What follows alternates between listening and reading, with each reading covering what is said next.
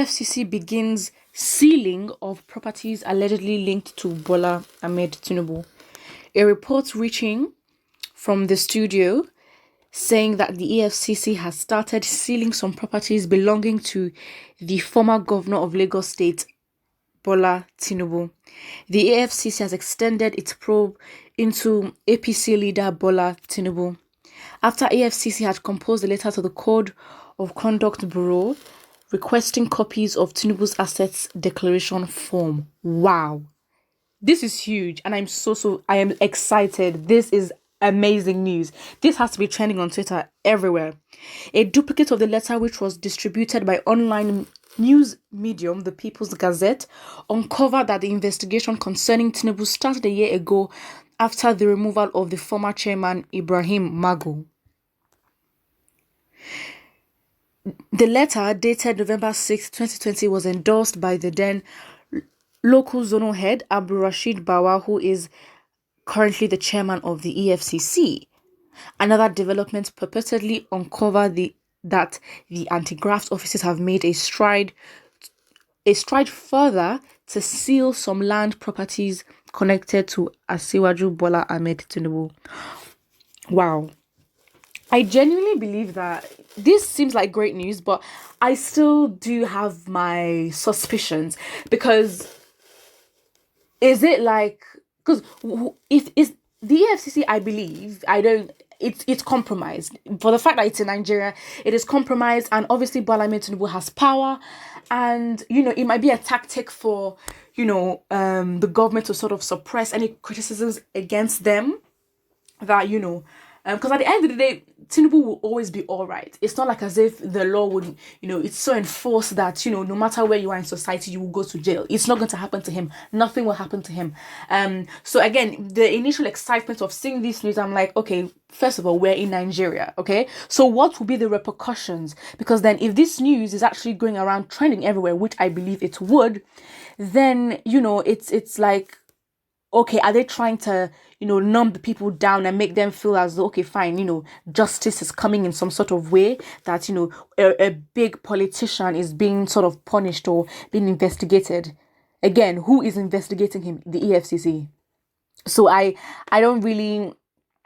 not really too, it's compromised. As long as it's in Nigeria, the EFCC, I believe, is compromised, and I feel like it's a tactic to sort of reduce the criticism going to government about the NSAS process as well, because allegedly, Tinubu owns the toll gates and the rental hotels, all that. So that news was trending, and he was also trending. And so, and everyone has been talking about how there hasn't been justice for the NSAS protest. And so it could be a way to sort of be like the government trying to be like, just let the people keep quiet for a second.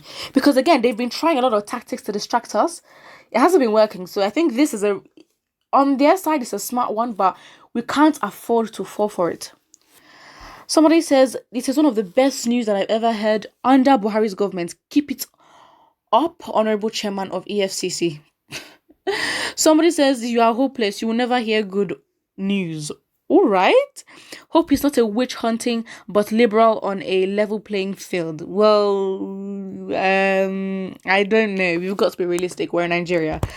Someone here says, what do you derive in fake news?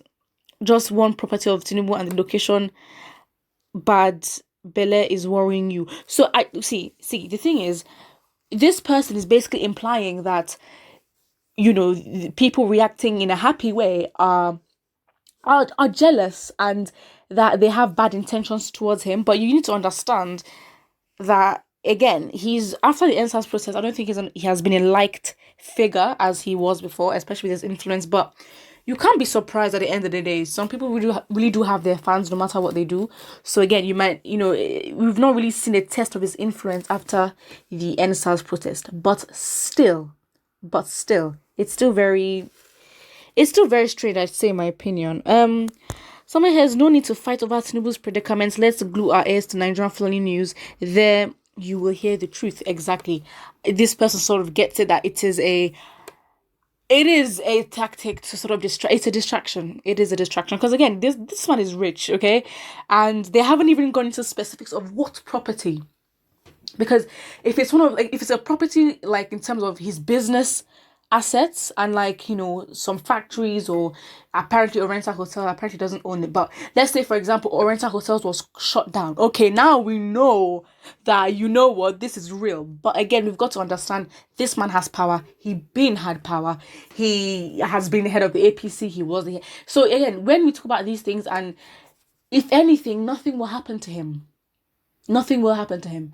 And I feel like at this point it's a distraction because so many things are just happening. Nigeria is just so many things are happening, so it is not surprising that there will be distractions. But I think right now we need to also, as much as we want to focus for the NSAS process and justice, they are trying to twist the justice that we want.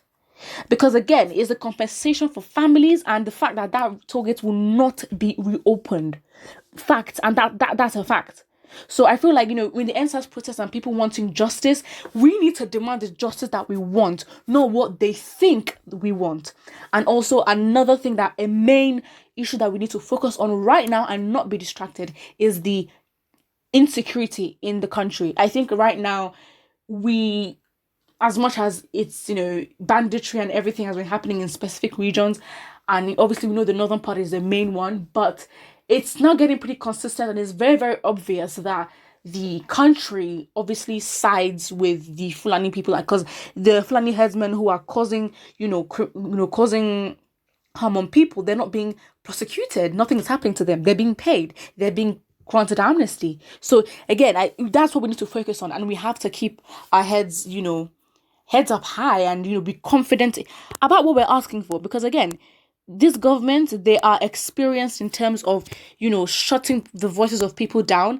And of course, social media is not something that they're used to, and of course they're probably training their minions to learn from experience and what would happen in the future if they would get there. But the fact is, as Nigerians, we won't let that happen, because we will fight for justice and we will not be distracted. At the end of the day,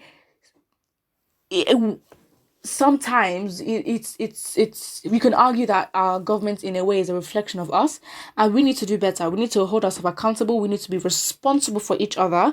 That means us being less selfish. We need to be responsible for each other, and I think when we're responsible for each other, we would understand the value of life, and we would do the most. We would do the most, if not all, to get justice and not be distracted, and understand that it doesn't matter. This government can't be trusted.